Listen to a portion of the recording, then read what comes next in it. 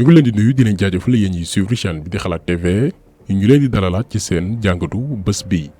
te nag dañuy wax ci xaalisu Sénégal ay junni milliards yi nga xam ne ay doomi aadama ñoo ngi ci tëdd gannaaw ay luubal ak tappale te mu mënoon jëriñ suñu réew ci domaine yu bëree bëri. tey juróomi dossier la ñuy jël ñoo xam ni ñii dañoo sàcc ay milliards sénégalais yi ñële dugg ci ay mbir yu mënoon na saxal suñu doxalinu réew te ba tey yoon dafa lànk ne duñ leen laal ndax nguur la ñu àndal. comme que nag fan yi gis nañ procureur farlu na lool ci autosaisiru ak traqué ay nit yoo xamante ni jàpp na ni dañu ñëw njaaj di trafiqué ak yu ne mel ñu ne kon baax nañu fàttali milliards yi nga xamante ni sénégalais yee ko moom lii dañ leen ko daggoon ci ay impôt mu waroon delluwaat ci ñoom lii xaalis la bu waroon dugg ci keesu réew mi ñu war ci tabax ay hôpitaux école formé ci ndaw yi wala subventionné dund bi nga xamante ni dafa cher lool benn groupe bu ndaw benn minorité daal di koy lubal te ba tey ñoom ñoo ngi doxi seen soxla ci biir réew mi te choquéwul kenn. exemple yi leen di jox nag tey doy cas yoo xam ni ay tuuma la par exemple dañoo jot ne diw dafa sàcc déedéet du loolu ay doomi aadama lañ yoo xamante ni ay corps de contrôle yu ci mel ni IGE OFNAC ARMP ak Cour des comptes moo leen jàpp gannaaw ay enquête ak i investigation bind ay rapport jébal ko président ak procureur Bassirou Gueye ngir yoon mën leen a topp ñu génnee xaalisu Sénégalais yi nga xamante ni dañ ko sàcc. mais ba moment bi ñuy wax ak yéen ñooñu dara inquiété wu leen moo tax sax ñu bëggal leeral tey ci fin vidéo bi benn mbir boo xam ne dañu tàmbali di ko banaliser di ko soofantal ci biir réew mi muy milliard. Sénégal sàcc bi dafa takkarnaase ba léegi boo déggee diw dafa lubal nangami milliard du la def benn mbir ba tax nañu bëgg a leeral tey ci njeexitalu vidéo bi 1 milliard mooy lan waxuñu ay 10 100 ba ay 1000 milliards loolu dafa bari mais 1 milliard kott benn milliard mooy lan. ak lan nga ci mën a réaliser yow mii di seetaan ak lan mooy dayoom ci réew yu ñàkk comme Sénégal bañ koy ñàkkal fayda di ko soofantal.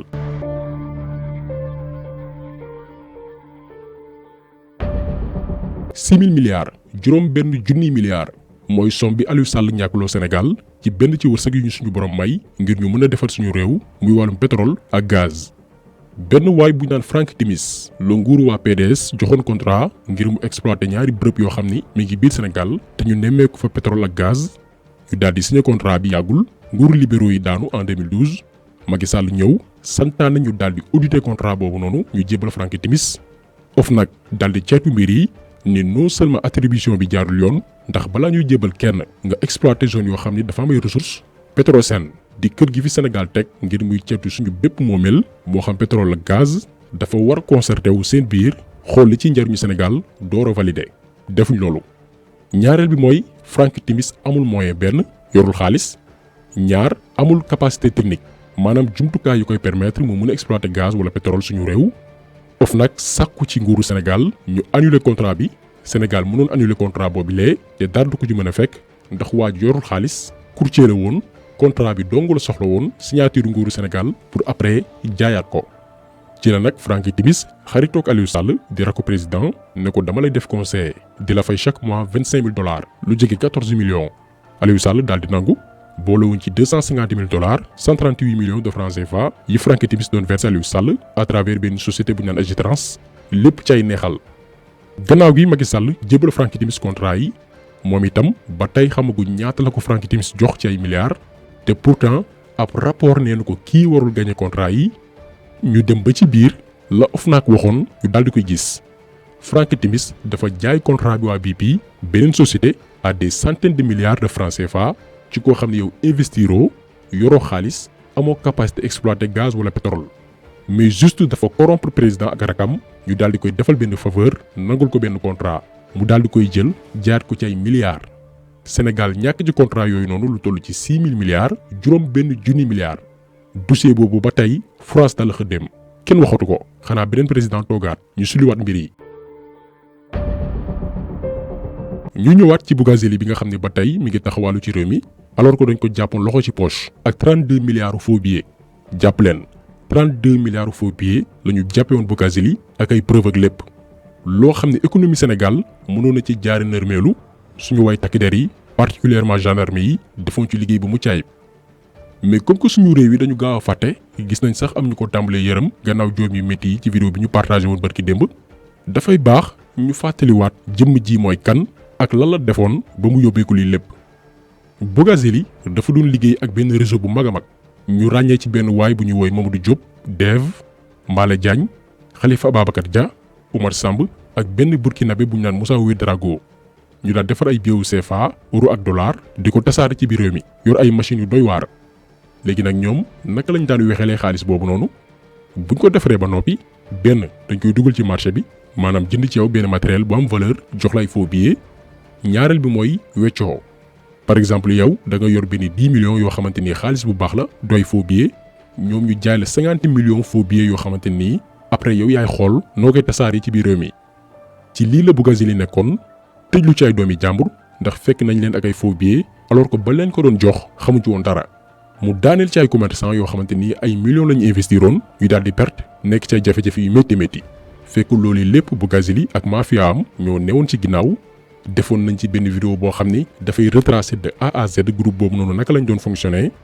ba ko gendarme yi yégee nag ba jàpp ay complice am ñi mu doon liggéeyal tëbuñu rek daal di koy arrêté moom Bougazelli parce que Bougazelli ak mën a waxam lu dul dëgg boo ko jàpp loxo ci poche ak ay preuve dafay wedd ba tëdd ci suuf te daf ciy génn.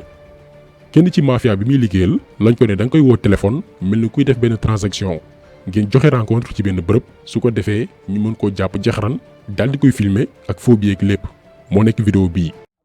non awma fii kon ak suma bakkanu njaboot yàlla ak suma bakkanu doom lii rek moo newoon si oto bi lii rek moo newoon si oto bi te man dañ ma ko jox waaw kii baax ku la ko joxoon kali bi moom dafa voyage sax wallaay dafa voyage man dafa ko joxoon oui le ma grand yow waaw grand nañ ko gérer bàyyi bu ñu eggee fa lañ koy gérer bàyyi bu ñu eggee fale brigade non foofu day doy waar doy waar ndax la foofu day doy waar. non bàyyi ñu dem ba fii mbedd bii nii. non wax leen ma nu muy demee rek ma gérer ko léegi. non bàyyi ñu oui ma capitaine grand. ñu ko bëgg a doxalee la mais mënuñ ko gérer. waaw gérer leen ko soit ñan lañ koy gérer. waaw wax nga affaire yi nekk ba pare. ak sama bakkanu doom. voilà ak sama bakkanu doom.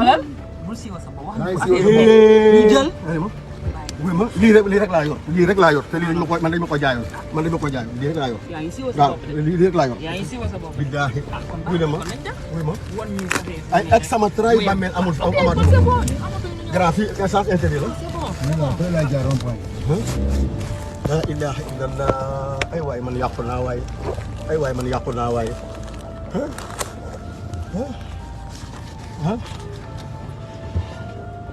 ay waay man yàqu naa waay ay waay man yàqu naa waay naa jaar fii. ay waay man yàqu naa waay mi ngi lay may ay waay man yàqu waay nga jëlee rond point ay waay man yàqu naa waay ay waay man yàqu naa waay. gannaaw lii ñu koy toppee ñeenti mbir benn mooy mbootaayu def ko du ñaawteef ñaar kuy defar faux billet ñett boole ci di weexal xaalis bu lewul ñeent tentative de corruption parce que dafa doon jéem a corrompre doon jéem a ger gendarme yi nga xam ne ñoo ko jàppoon. juróom-ñaari weer lañ ci teg gannaaw vidéo bii mu bi ndànk jàpp njàmburam ba yóotu doon maire ak wër ci plateau télévision yi di wax lu ko neex.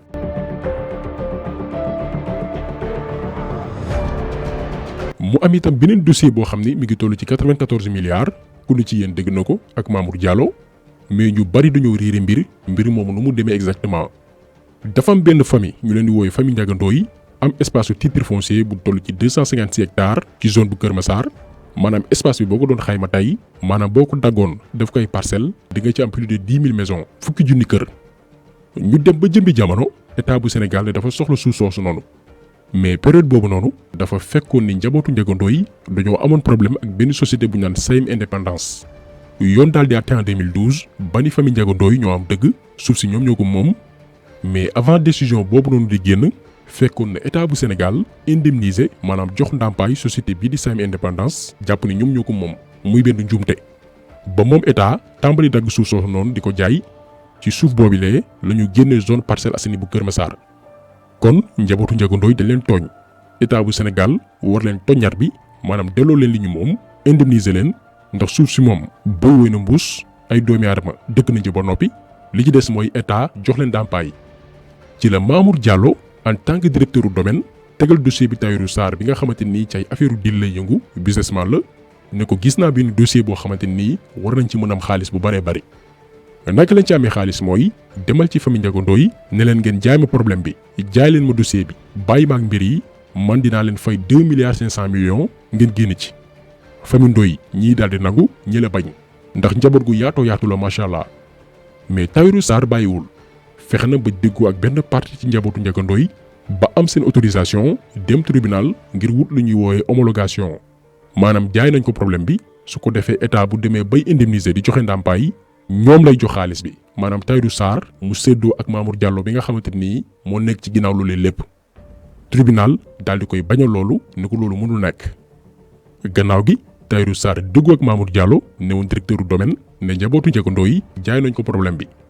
ba tey en complice ak Mamour Diallo ak yeneen agent wu impôt yu domaine ñu daal di évaluer espace bi ñoom ci seen wàllu bopp natt suuf si 256 hectares yi ne waaw valeur bi mi ngi toll ci 94 milliards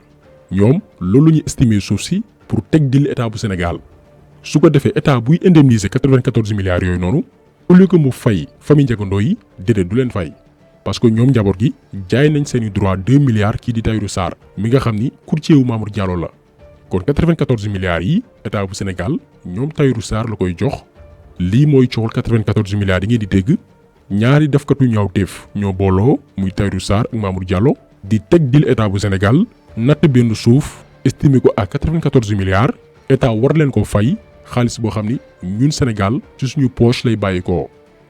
bi loolu amee ñu war a tëj Mamour Diallo ndax li mu def dafa jalgati yoon ci la organiser benn meeting bu rëy rëy fële nga xam ne mooy Njàmbur ne bés ni ki tey dafa dugg ci politique jàppale Macky Sall boobu ba tey dossier mi ngi nelaw tribunal mënuñoo fexe ba àtte mbir yi.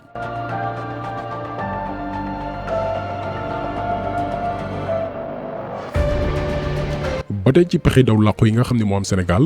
maanaam da ngay def lu ne weng mais pour ñu bañ la nëbb jant bi tëj la nga daw làqu ci nguur ne ko bés ni ki tey yow laa jàppale ñu daal di lay làq ndànk alors que yaa ngi tëdd ci ay milliards sénégalais. dañu jël kaaw transhumant yi mooy ñi nga xam ni ci nguuru Maître Wade lañ nekkoon di lëmbe di sàcc ku doy waar mel ni ay bukki yu xiifoon kenn ci ñoom di Awa Ndiaye newoon ministre bi ñu dénk la famille moom Awa Ndiaye pexe yi mu daan def pour sàcc mooy surfacturation maanaam dafay jënd ay objets matériels bu dee ni 100 francs lay jar mu daal di def ci facture yi ne junni laa ko jëndee ni la Awa Ndiaye doon sàccee xaalisu Sénégal rapport ARMP moo ko jàpp en 2008 kaay leen ma wax leen lan moo nekk ci boobee rapport. Awa Ndiaye bu jëndee clé USB buy jar 1000 francs par exemple dafay def ci facture yi 97 500 état fay si jaada bu ñuy jullee xam ni boo demee ci marché 2000 lañ la koy jaayee bu bare ba bari bu fekkee ni nguur nga di jënd nombre yu bari ñu wàññee la ko ba 1500 Awa Ndiaye def ci facture yi ne 15 850 la ko doon jëndee état fay kuddu bu jar ñaar fukki dërëm 100 francs Awa Ndiaye def 37 500 mel ni kuy toggal waa Afrique de l'Ouest paaka yi jar 300 jàpp 500 Awa Ndiaye ne moom 42 000 la ko doon jëndee ordinateur fixe yi nga xamante nii doon na jar jamono jooju 100 000 jàpp 150 000 ndaw si facturé état bu Sénégal 1 695 000 cuisinière buy jar 80 000 mu def 2 115 000 diggante bi mu nekkoon ci ministère am lépp Awa Ndiaye sàcc na 8 milliards 500 millions rapport ARMP moo ko jàpp loxo ci poche ak ay cabinet de contrôle mais ku ko sàcc bu dul rëcc jarul yàq nelaw ñu ne garaawul parce que li xew nguuru Macky Sall moo xewoon ci nguuru Wade da ngay def li ngay def dara du la ci fekk parce que da ngaa bokk ci nguur ñu ne amul benn problème bu fi nguuru Maître Wade jógee ñoom ñëpp ñu tëj leen ci kaso bi ñu génnee suñu xaalis bi Maître Wade daanoo ndaw si benn ñaar lañ ko convoqué section de recherche mu xam ni benn tànk mi ngi prison dañ koy tëj mu daal di transhumé ne Macky Sall yaa fi nekk ñu teg dossier am ndànk mais buñ ci yemoon mu neex Macky Sall daf ko teg ci bopp CDP muy commission bi nga xam ne mooy ceytu wàllum données personnelles fii ci Sénégal maanaam yow nga nekk ci bërëb di sàcc au lieu que ñu jàppale teg la ci yoon ñu jël tegaat la feneen ngay gën a luubal. ba tey ci transhumance yi parce que ñu bari bu ñuy wax wàllum corruption ak mauvaise gouvernance dañuy jàpp ne ci nguuru Macky Sall la tàmbalee déedéet loolu njuumte bu rëy a rëy la sàccu milliard l'an 2000 la tàmbalee jàpp 2012. ñu amoon yaakaar ni Macky Sall bu faloo dina jàpp sàcc yi nekkoon PDS yëpp ñu fay ñu suñu xaalis mu ñëw protéger leen boo jëlee ko ci mel ne Aïda Ndiongue lu mu defoon nguur Sénégal dafa décidé woon jënd ay produits phytosanitaires ngir plan Jaxaay Aïda Ndiongue doon gérer marché bi tolloon ci 5 milliards mu ne dépensé na 5 milliards ci jënd ay produits phytosanitaires bi nguuru Maître Wade daanoo Macky Sall ñëw Abdoul Mbaye moo doonoon premier ministre en tant que banquier ñoo xam ne duñu bàyyi benn dërëm mu jàll moom Abdoul Mbaye moo gis facture 5 milliards ci ay produits phytosanitaires mu daal di santaane ñu xayma produits yooyu noonu ndeke bu ñu calculer dëgg-dëgg li produits yi di jar ci ay 750 millions dong lay toll maanaam Aïda Ndiongue luubal na 4 milliards ak lu teg boolewuñ ci auditu 20 milliards yi nga xamante nii nee nañ def nañ ko ci plan Jaxaay te moom Aïda Ndiongue newuñ ci biir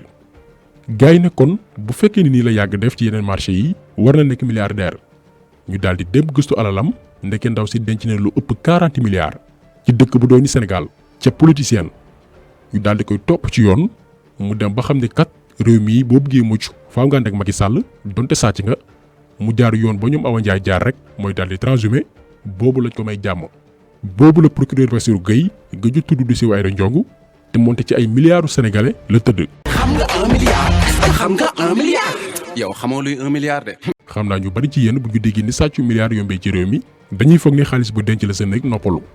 alors que milliard gën naa bari li ngeen ko foog